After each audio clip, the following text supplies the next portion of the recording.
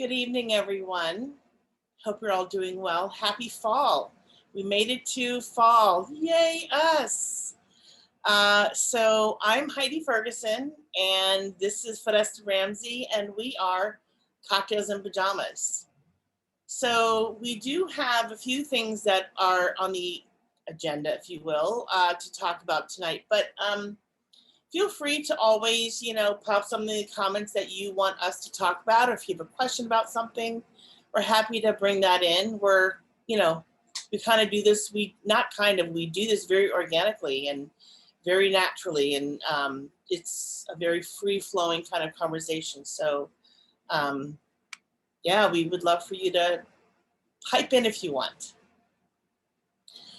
So, Miss Foresta, if you are ready, do you want to start and share and just kind of give us a little check-in?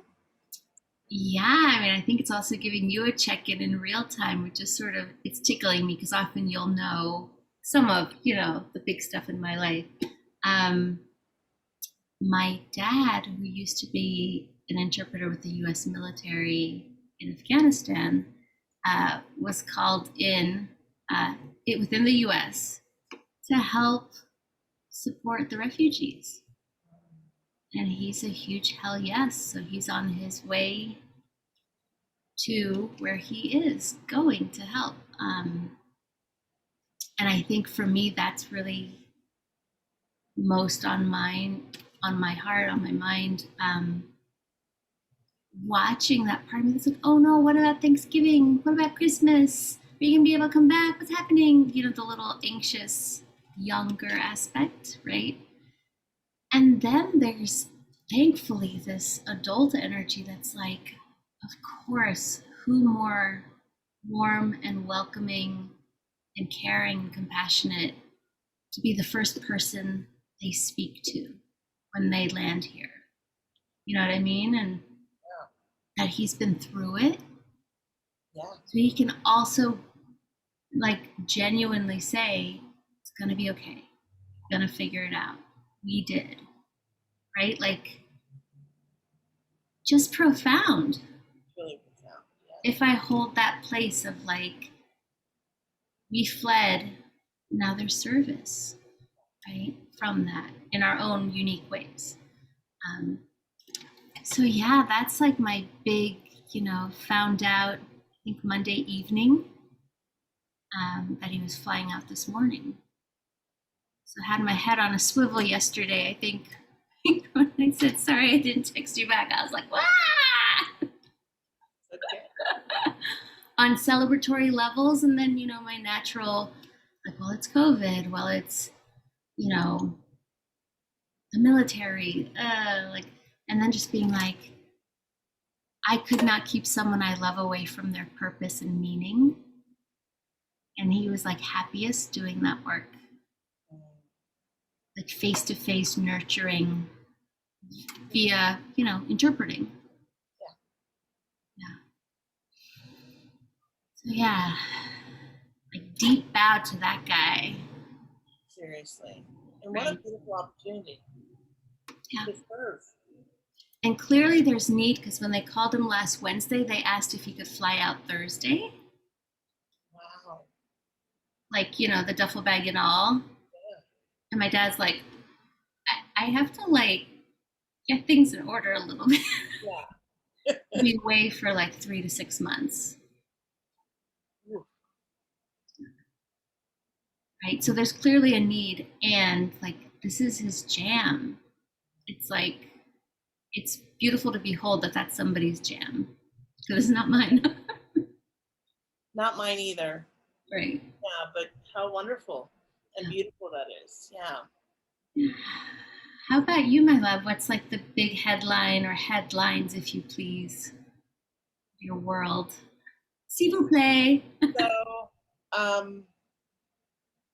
it's actually something kind of silly, and I'm sure I'll get into more deep stuff later. I always do, but I've been going through my dry goods in my pantry and getting rid of stuff. The purge. Purging. I don't need this. I don't need this. And I found a plethora of nuts. almonds and walnuts and pecans. And That's such a good find. it's a really good find. But wait, There's more. yes. So I think I remember a while ago we did the podcast about on the podcast I talked about my neighbor taking down the tree. Yes, So yes. the reason he took down the tree, I found this out a couple months ago.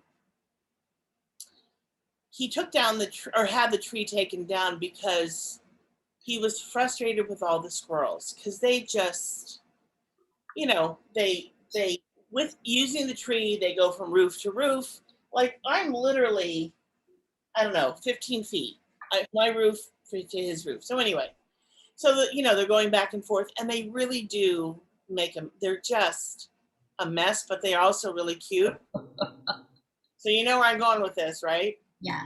So I just thought I'm going to put out some nuts for the squirrels, right? Why wouldn't I? Right. And so that's what I've been doing, and I've been watching them. I have my kitchen window and my living room window, and I've been it's literally on an edge, maybe that's, I don't know, 3.5 inches wide. Yeah. And they're coming and they're eating the nuts, and I can watch them with all kinds of joy. It's really very sweet. Oh my gosh. I know. That I'm both just like feeling, I don't know, tenderness and endearment that like you're doing that. Like it's just so sweet. And of course, I understandable your neighbors' frustrations as well. Yeah. But I was having like a laugh at like we have a squirrel that comes every day and has since maybe the fall of last year. So like that these little sweet places where, we overlap the common ground. Yeah. Really sweet to find. Yeah. I love that. So hence this was their Costco stash of nuts. This was the Costco stash of nuts, almonds and walnuts. Yeah. I mean, they're getting treated. Yes. They're like citizens.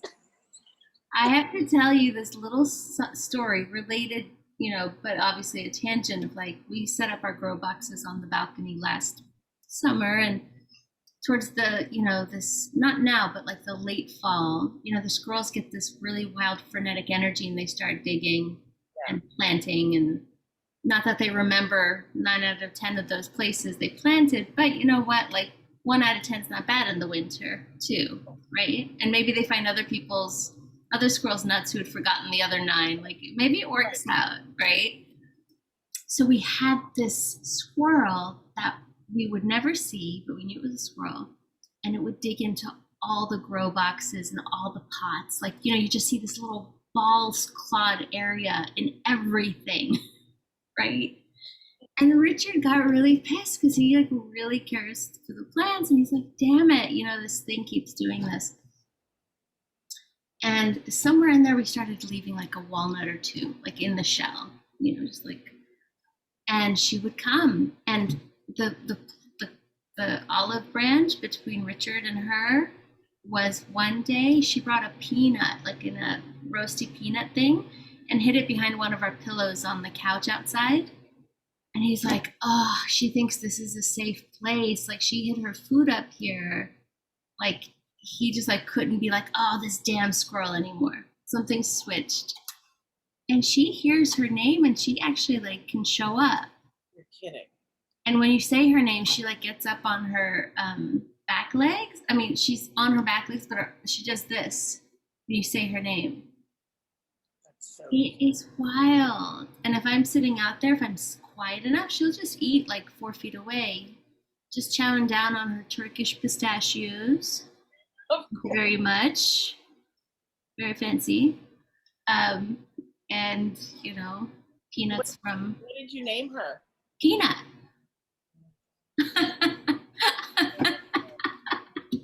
I mean, at first, because we were upset at her, we were calling her Penis.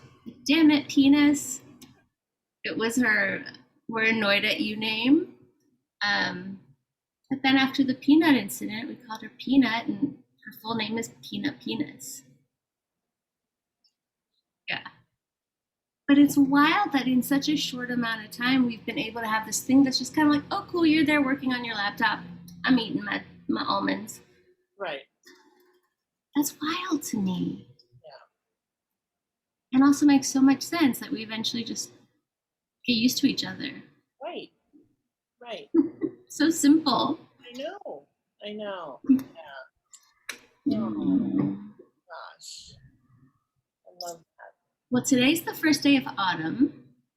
So I was curious if there's anything, I know it doesn't feel autumnal just yet. I'm Yeah, just not quite like, yet. is there anything about autumn that you get excited about or look forward to? Yeah. So I will say one of my favorite things besides the crisp, cooler air and low humidity is the changing colors of the leaves, the reds, the golds, it's just the orange, it's just gorgeous. Um, and then, sometimes I would say a lot of times it seems as if a tree loses its leaves all at once. So there's this red carpet on green grass. Oh, I love that. I just love it. It's so beautiful. Um, and and I also feel like there's a change in the air. There's just an energetic change that's happening. And um, I know that I feel like I'm going more into a slower stage of life, more of like a slumber. And things, I just feel like, after it snows and things are kind of quiet, just kind of, there's a covering. I feel the beginning of that. Like, it's because the snow is coming after fall is winter, and then all that happens. And so, and I appreciate a change of seasons too. I really do like living in a place where I get to see all four and experience all four seasons. Even though, on the snow days, I'm just like, snow. But if I don't have to go out in it, it doesn't really matter. But I do enjoy seeing the beauty and the change of the seasons here in Philadelphia. Yeah. And I will say too, I mentioned this. I last week at the beginning of the podcast, I did mention how this change is hard for a lot of people. Just kind of as we go into darkness, it is hard. The change is hard. And I would say that, myself included, I know that a lot of people are affected by seasonal affect, depression, that kind of thing. And so, um, one of the best things that I've done for myself is to stay in contact, to stay in touch, to reach out for support if I need that. And that has been, for me, that's been a lifeline. And it's really made the change a lot easier, a lot more doable. And like just having something to look forward to is really big and important. So um, yeah, so that's I love fall. It's probably my favorite season. Yeah. Oh my gosh, I feel like I gathered like all the yummies from your description into my heart. It's just like, yes, and that too, and yes, oh, that too. It just feels like all that beautiful earthiness. Mhm. Do you know what I mean? Yeah. Like, um, I'm not going to repeat the stuff you said. I resonate with every single one of those. And the one I'm adding is like, there's just a little bit of extra mischief. I don't know if it's the gray clouds or like, we kind of get into like the season of the witch and like Halloween and stuff, or if it's deeper than that, because I know a lot of traditions feel this time, especially late October, as like really some veils coming down a little bit. So I feel that I feel the promise of it right now. I don't necessarily feel like, ooh, it's kind of witchy and magical right now. Yeah. Um, but that comes with late fall for me, which I love. And Yeah, it's why I moved back from LA. Mm, And I didn't want to go back to Virginia or DC, which is where I grew up. But I didn't want to stay in LA where it's summer 365 days a year. right, You do get to Groundhog Day. People are like, oh, but it's so beautiful. And it's like, I think 20 years of it. right. Where you're like, oh, today, I guess I'll be wearing a sundress and sandals. Same as yesterday, same as tomorrow. Right. I miss the seasons, though I do bemoan winter in some of its. Um, I think for me, I get agitated, like that spring young energy. Like I have a harder time in like February, late February versus into the holiday season. The holiday season, I'm like, Yeah, we're gonna have some warm communal time, however it looks. Like it's looked like Zoom recently, right? But I get like that spring. I think I don't know if it's Chinese medicine, but I had an acupuncturist friend say, the spring is when the yang gets agitated, like the seed cracks to come out into the sun, and then the summer is this yang, external, outward facing play energy, right? Play and create. And now I think we're like getting just like the kiss of yin energy, like not yet, but soon you'll want to cozy up and hibernate. yeah. You know, yeah, So what and is it's your different. Hmm? I didn't hear you, my love. Say that again. favorite season? Oh my gosh, that's so hard. Not winter.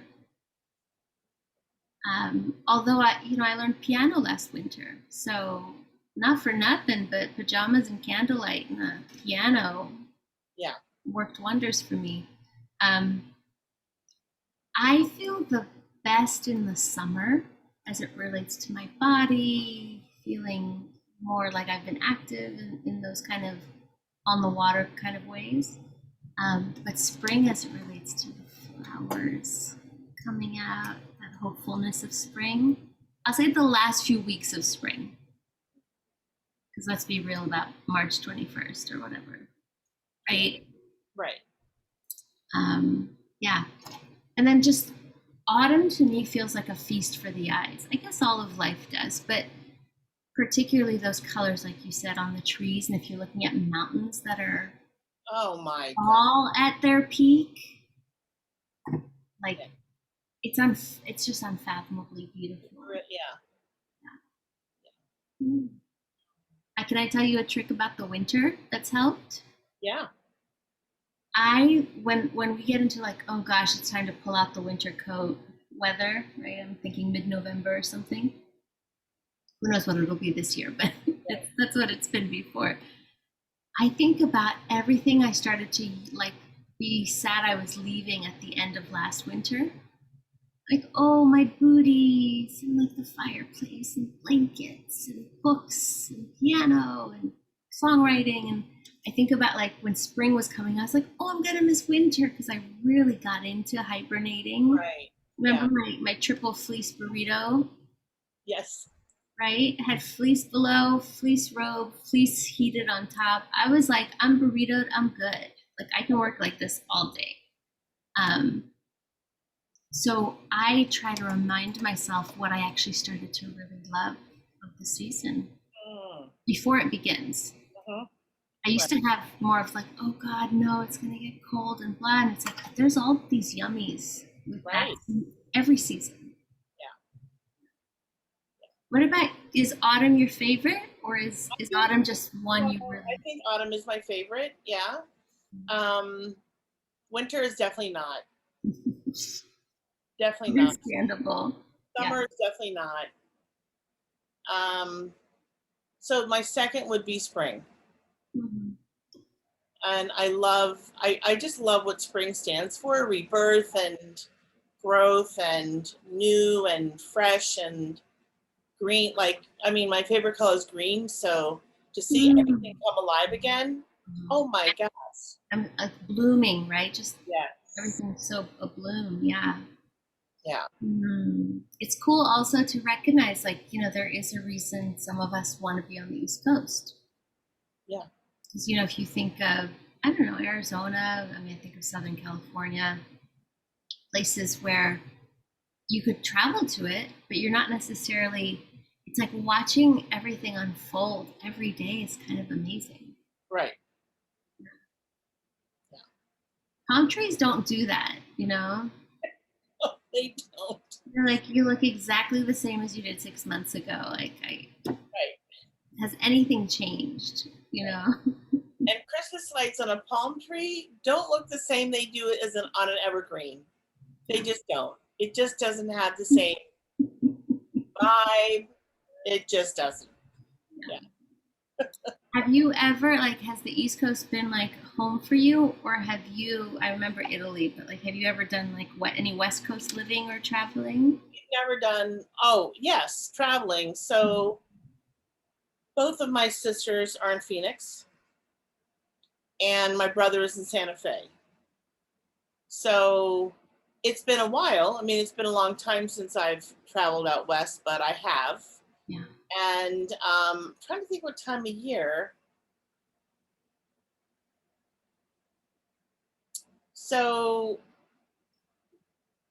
definitely this, like, I remember it was a little bit cooler when I was in Santa Fe when I was there. It was probably like late winter, early spring. Okay. Um, and winter in Santa Fe is very different. You know, it just is. And so um, I didn't know what I was going. I had no idea what I would be Yeah. getting into, what kind of weather I would have, and so I kind of had to. I mean, of course, I took one suitcase, but I was like, what do I pack? You know, it was just one of those situations. So fortunately, you know, I was staying with my brother, and he was just like, look, if you, he's like, don't pack a coat, don't bring a coat, but if you need one, we have one. Like that would just take up bulk in your suitcase and that kind of thing. Um, so, and then of course Arizona, which is, I mean, the colors in Arizona are just, you know, Mhm. um, and they say it's a dry heat, but I will say 120 degrees is 120 Oh degrees. my gosh, yes. Regardless if it's dry heat or humidity, that is hot. It's just stinking hot. And the sun over there is like kicking fried chicken. So even if you don't have the humidity, it seems like something is beating down on you Yes, pretty steadily. yes. And when there are no clouds, there's nothing to protect you from the rays of the sun. Yeah, it's really intense. Um, so I can't say that I've, you know, spent time outside when I was in Arizona. A little bit, like after 6 o'clock in the evening, you Right. go out and do something. But in the midst of the day, most people stay indoors. It's just, Mhm. yeah. What about you? I mean, I know California, but What's the, you know, in terms of the West Coast? traveling or living or, I really loved visiting Sedona. I did it, I think I was probably 23 or 24 in the midst of what appeared to be moving towards a divorce. Um, and it was this like priestess of some kind. I almost want to say, you know, more like I was gonna say Celtic or something, but like someone like that with like a native woman, and like they took a group of us women out to these vortexes and these plateaus, and you know, it was like swimming in rivers where like it's cool, movable clay beneath your feet, like red clay beneath your feet, and like laying on warm, sun-kissed plateaus and just like letting the whole body get that warmth. Or like just doing yoga or sitting near a vortex and being like, whoa, there's something going on here that there's sensations telling me like something's different. Um, or just having like evenings under the moonlight to have real conversations, right? There wasn't like ritual, and I don't know, like I'm imagining some female retreats have like a lot of things going on. This was a little looser, like going to vortexes, having yoga time, having time to just journal or lay on the red rocks, swim in the water, yeah. be heard, share stories. You know, it was beautiful, and that was. in tandem with shadow work was like my first initiation into like going somewhere to have a process. You know, as a young person, like I'm going somewhere for a particular process or journey. Mhm. Yeah. And I love the sequoias in Yosemite. I would go back to those in a heartbeat. I haven't seen Yellowstone. Oh, So I feel like enough people I sort of respect for their like wilderness skills, like having like you've got to see Yellowstone. And I've flown over the Grand Canyon probably 35 times from New York to LA every couple months. So I feel like I have a good handle on those. yeah. Though I wouldn't mind taking the glass walkway they've made now. I don't know about that. I think there's a skywalk now at the Grand Canyon. I don't Wow. know how high or how far it goes, but this ability to kind of be on a glass type balcony or plexi, you know, I'm assuming it's No, something. yeah. And having sort of a quite a panoramic heights or I have a severe fear of heights. I did not know that about you. I do. Yeah. Um, Any and heights, like even if you're on a plane? no, no, no, no, no. I'm on a plane. I'm fine. So I have this severe fear of heights, and I have zip lined, Okay. which makes no sense because I'm like, how did I do that? But I did it. Yeah. I did it, and it was like a 6.5 hour trip, zip lining down this mountain. Oh my God, it wasn't even like one zip line to Oh, try. oh no, it was zip after, and I mean, we were, I was, 40 feet in the air. It was crazy. I was like, what am I doing? Mhm. Yeah, it was pretty intense, but Is a it lot of fear fun. or vertigo? Because sometimes I feel like some people just get unstable, their equilibrium in heights. No, it's Or not, both. Who knows? I don't know. it's not vertigo. It's like I look down, I'm like, oh my God, if I fell, I would die. That's just this wow. And also there's an awe that comes with it. Yeah. You know, Yeah. I'm And up this high. Oh my gosh. well, Yeah. it makes sense that you're to be humbled by Yeah. it, right? And Yeah. it makes sense that your self-preservation goes, maybe we don't need to hang here for like a photo op. I think we're good. Right. Yeah, that makes sense. Totally. I feel that way when there's not guardrails on a hike, Oh God. Yes. Yeah. where I'm just like, I'm mostly good, but I'm not the most coordinated human. And sometimes I'm like looking at a cactus flower and, you know, like I don't want to pay this much attention to not falling off the side of a hike. Like, Right. because I'm really sort of taking in the world around me. That's my meditation in nature is just being like, boom, like letting all of that sort of come in, all that beauty and awe too, like you said. There's a real wow quality to it. Yeah. Wonder. Whew. Yeah. We were in. This was back in, I want to say, 93, 94. I don't remember exactly. And we had gone to Hawaii for a vacation. And I think we were on the Big Island. I'm pretty sure this was on the Big Island. And we had taken a chopper through the rainforest, which was beautiful. So a chopper is very different than an airplane. It just is. It's very different than an airplane, like a 747. Yeah. So I was feeling a little nervous, but I was like, I can do. I mean, but I was okay. But literally, like, I'm looking out the window, and that's, you know, you. Wow, it was a lot. So anyway, we get to the top and we land, and then what we were to do is to drive a car down the mountain. No guardrails. Mm. Whew. I don't know that I've ever been. I don't think I've ever been so scared. I mean, that was really intense. And thankfully, my father is a very good driver, and he is very cautious and all the things. But I just thought, but it reminds me of these videos of people who, like when you mentioned no guardrails, I'm like, why would you do that?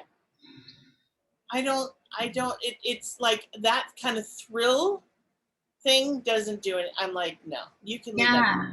I mean, this to me is like, it's such a risk, Yeah, right? Like, it's such a physical risk yeah, that I'm kind of like, no, I'm okay, you know. But I do fly on planes, and I do trust that things generally are in good working order, and right. does what it's supposed to do. Like, I think the idea of, and I think we've done it in Spain, where like we had one of those buses for like 25 people on these like little provincial winding mountain roads.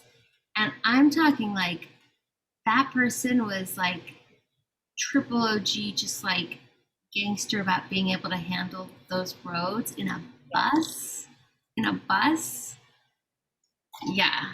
And I just was like, thank God I don't get, motion sickness on top of just being alert about it. Right, right. Yeah. Yeah.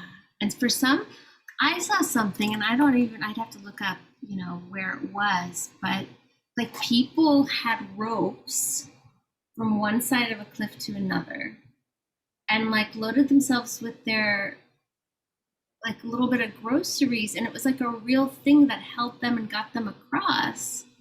And it appeared to me, from my experience of watching it, like it was normal. It didn't appear to me like we're doing a trick. No, Don't try this at home. It seemed like it's Tuesday at 4, I'm going home with groceries. right. But like zip line with your bicycle. Yeah, And I'm just astounded that that's like somebody's normal. And I understand it can be, but yeah. it takes a lot. I know. Yeah, yeah. But if they've done it 10,000 times, like maybe it is normal. Right. Oh yeah. I mean, if this is something you do every day of your life, you just do it. Right. I mean, seriously, you know? Right. Oh my gosh. Ooh. So speaking of risks, um, I'm curious in your lifetime what you would consider the most like the biggest risk you've taken, Mm. and and was it the most challenging risk you've taken? Mm. I think I'm in it as it relates to relationship and commitment. I mean, biggest adventure, Uh-huh. biggest risk, right? I wasn't like a big, I don't know, like I wasn't a troubled teenager. I wasn't doing drugs. I wasn't like doing risky. Like I was just not that person growing up. I think making rock albums was like cool, kind of edgy thing. But I will say loving someone and letting them love you, and then letting them see your messy parts and the stuff you're ashamed of, and still be loved unconditionally, and then learn how to do that for someone else. I feel like I'm in it in terms of collaboration, reconciliation, affection, playfulness, truth telling. Like it feels bigger than like the adventures I dreamed of in my 20s, which were like, get a record label, go be Alanis Morissette or something. I thought that would be the big epic adventure. But this feels, because it's constant growth, constant edge stretch, not in comfort zone, training, strengthening, conditioning, unconditioning, whatever that word would be, unlearning, making new habits. Like, oh, it's a lot, Yeah. you know? It's delightful and it's super challenging. Yeah. And it's gonna make it has me confronting my own stuff and how I impact others and how others experience me, but also holding some sovereignty there too of like, I know who I am. I'm solid in my spiritual path. I'm solid in my character, right? There's also having some of that autonomy in place. Yeah. I would say that's high risk. Now I haven't tried like, bungee jumping or crazy things. And I'm not that human. I'm happy on a trampoline, Yeah. with a hula hoop, whatever. But like, yeah. What about you? I mean, does that make sense that relationship can be a really big risk? 120%. Yes. Yes. Yeah. And I want to honor you just for a second because I didn't get to say it earlier, but I was feeling it like appreciation for you taking the risk to even name like the heights thing. Mm. Right? Just to be like, hey, that's a thing for me. So transparently, so openly. Like that feels vulnerable, and yet you made it look easy. You made it for wherever you are in your, you know, yeah, comfort with that. It's really cool to see. Yes.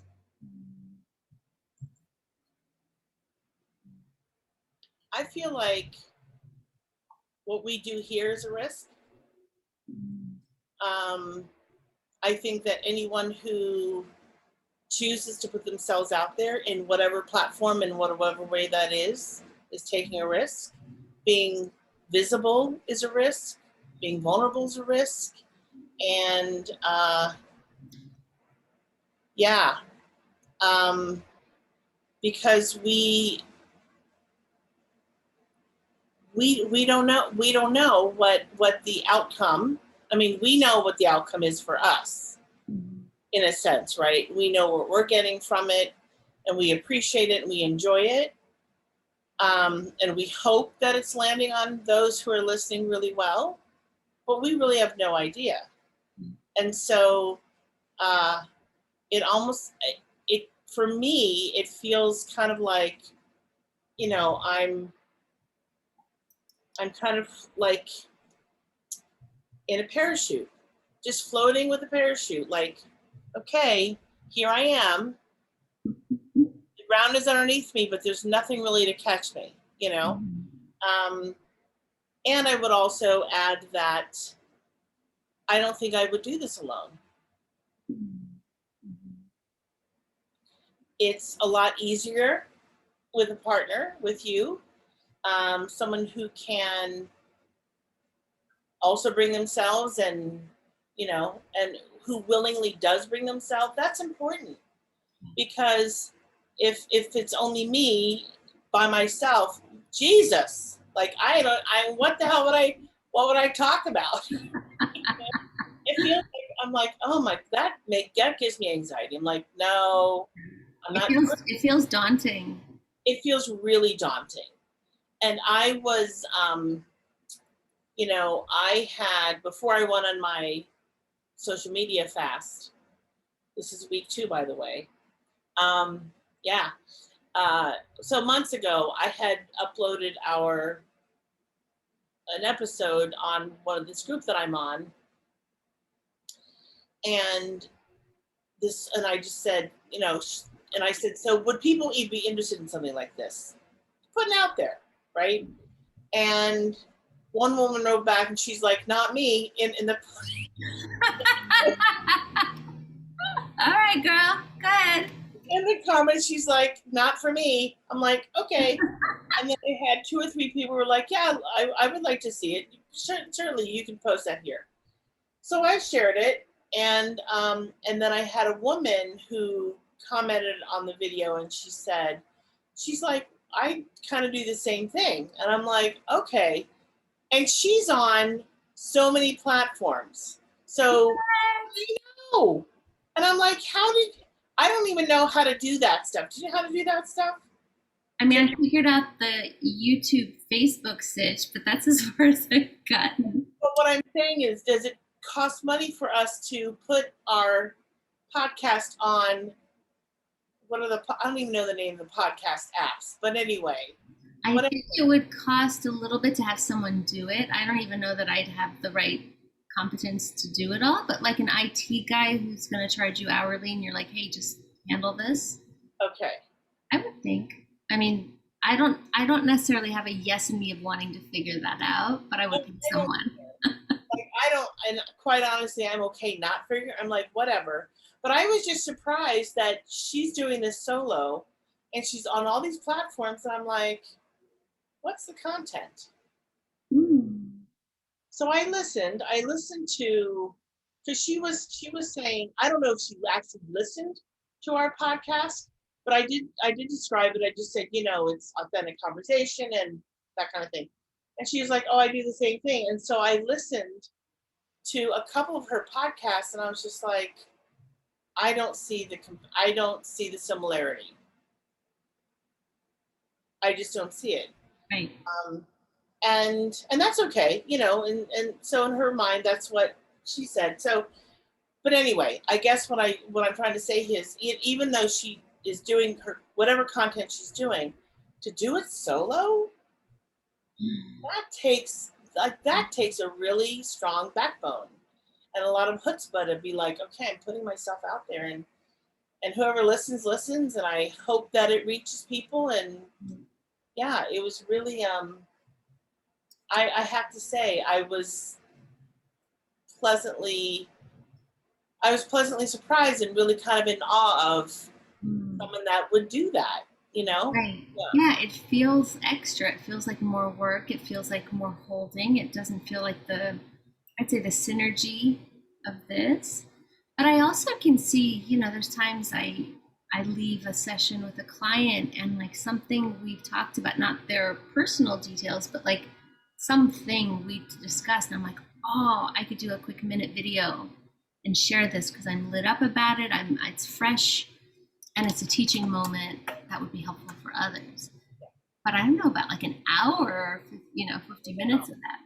Right, right. Unless you're just like some people are gifted with just flowing that way. Yeah. I call it the gift of gab. Who calls it that? I do. Because some people are really good at just kind of talking. And I don't know. I don't and like and then I'm wondering, but I feel like I'm talking to myself. Mm. Right, unless you had people calling in or something. Unless I had some interaction. Yeah, unless there was someone on the other side. But yeah, I was really impressed. So she's really Yeah. good. Yeah. And that's a really cool little breadcrumb from the universe because it's like, what if every now and again we had taking your questions, whether it's psychology and relationship coaching, whether it's intuition or like whatever we could actually maybe have a question box or something, Yeah. I would right? love that. I would love it. Yeah. Me too. Me too. Okay. Seed planted. Seed planted, my friend. Nice. Yeah. That feels fun because it's like we could be helpful, hopefully, even as we are here, but then in real time with someone that would be Yeah. super cool. Yeah, for sure. Mm. So I think it's time. I know.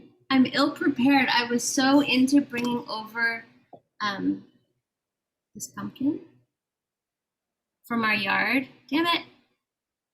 But you saw it. I saw a little bit of, As yeah. part of the autumnal decor. Aw, And then I'm not gonna grab it because it's 3 wicks going right now with a lot of wax liquids.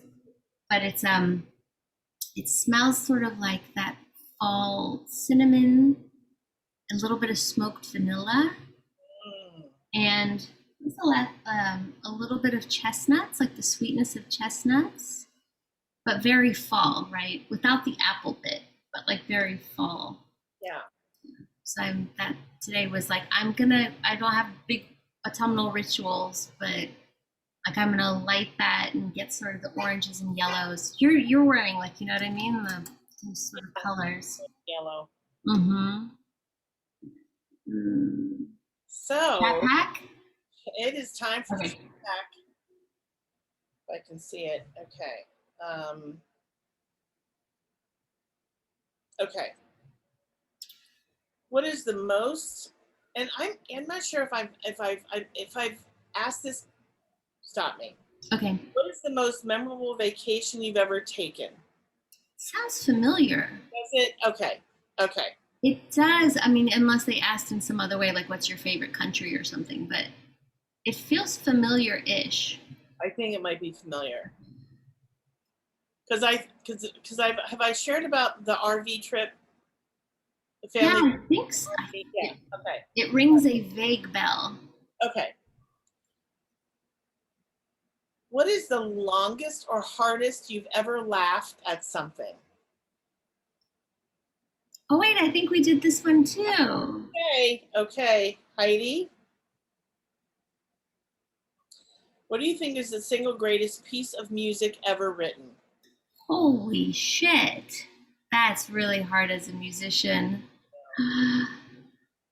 Single most, what was, is it like single best song? Piece of music. So, Man, my brain is spun because there's just like, it's like picking a favorite star out of the sky. It's like, oh my gosh. Well, if I go with really, really simple, I'm learning Moonlight Sonata, which I just find to be so deliciously melty. It's a nocturne, so it's meant for, playing in the evening. And it's just delicious, like scrumptious. Not quite there yet, but getting there with playing it because I'd love to like just self serenade in the evenings and just be like dun, dun, dun, dun, dun. But boy, I just love so many songs. I think I can answer the music piece better than I could, lyrics. yeah. Yeah. How about you? Um, Single best piece of music? ever written. Oh, it's tough. I would say it's almost impossible. Yeah. Um,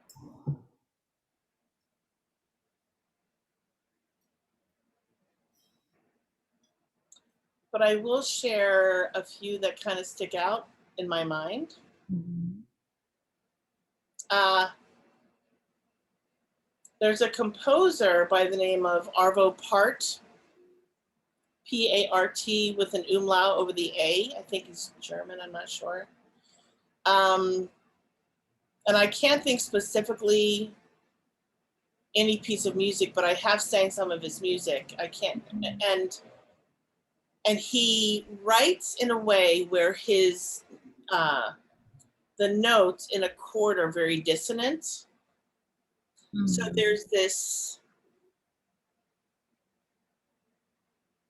there's this sound with a chorus of voices where we're creating a chord, and it sounds like it could be the wrong chord, Uh-huh.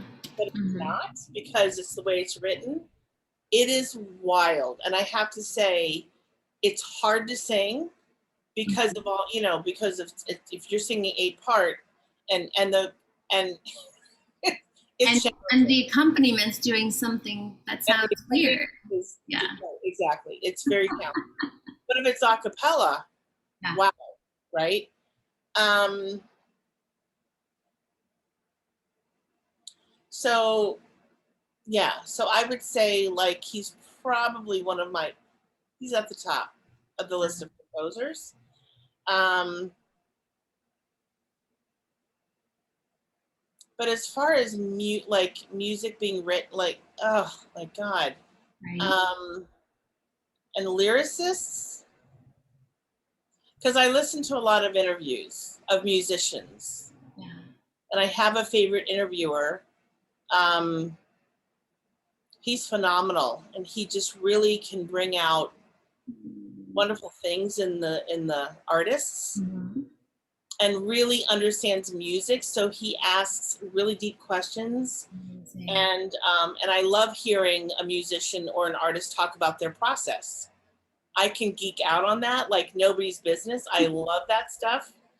And yeah, and I just finished an interview with Halsey and this guy. His last name is Lowe, Lowe.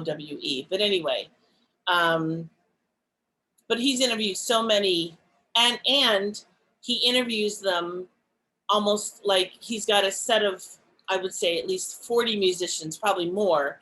But every time they do an album, Nice. Yeah. it's The really, old DJs that would actually. he's a Yeah. former DJ. He is a former DJ, and so he, just to watch a musician's progress and growth through the years, and it's really something. Yeah. You share that with me, and maybe we do a music episode Ooh, and that. actually play with that, because when I read the Songwriters magazine and I learned that, like, you know, just Brandy Carlisle, who I know from the 90s, like I remember her, that she was so moved by Carole King's Tapestry, right? Like getting to see lineage a little bit. I would totally do a music episode with you, or maybe like a little intermission halftime of it. You know, it's like devoted to our shared love of music and creation, like creating from it. It's so gorgeous. I will say, what I could think of is songs I've loved to sing on stage. Mm, It's like that's kind of a place I could start, right? Is like, and I will say PJ Harvey's Long Snake Moan, which I'll send to you, but it's very Lilith rock, in your face, kind of that megaphone bullhorn effect, 90s crunchy guitars. But it just feels like such a supernatural energy coming from a woman. I always related well to that. Anything of Heather Nova's, I sing a lot. It's probably I sing her every day on some level. And that's just very raw and feminine and nature oriented. So it's just beautiful, beautiful imagery. Um, and then like the Doors, Love Her Madly. That was one of my favorite to sing on stage, because just the crooning that's involved in it is really, it's fun to croon like that. It's just eloquently done, like such a great song. You know, I'm learning to love the simplicity of some songs. mhm. Whether it's like the Tapestry's not 32 guitar tracks, it's like this one mandolin with this heartbreaking guitar strum, and that's it. And you're just like, like that really gets in there now. The sincerity. Yeah. Where I think, 15 years ago it was about peacocking and strut, swagger. Yeah. That's rock, and like the songwriting I'm getting pulled towards is just, oh my God, risking a lot emotionally. Mm, I love that. My songwriting teacher kept, she'd be like, risk more. Okay, that's a great line, but what would you say if you were risking more emotionally? Like, damn it, lady, like, leave it. I'm so glad we can geek out on that in the future. That's so cool to know. Thank you for that sweet question. Feels good. Feels good to name music and the arts such profound parts of our lives. Yeah. If I dare say that, yeah. And next week Well, actually, we'll be having our guest Janice on. Yeah, next week we have Janice, who will be coming on, and we'll be talking about conflict resolution, hot topic, and some other things. I mean, whatever else comes up. But yeah, we're looking forward to having her back. She was our very first guest that we had on, and she's coming back for another performance. And she has the best laugh. She has the best. Oh my God. It's like so infectious in like the best possible way. It's like I hear her laugh and I can't help but get tickled. I know. I It's know. great. Yeah. It is so great. Yeah. I love you, dear friend. Thank you for this time. And I love you too. And thank you all for joining, listening. And like we said, if you have a question or if there's a topic you want us to cover, pop it in the comments. We're happy to address it. Thank you for being here with us. Good night, everyone. Good night.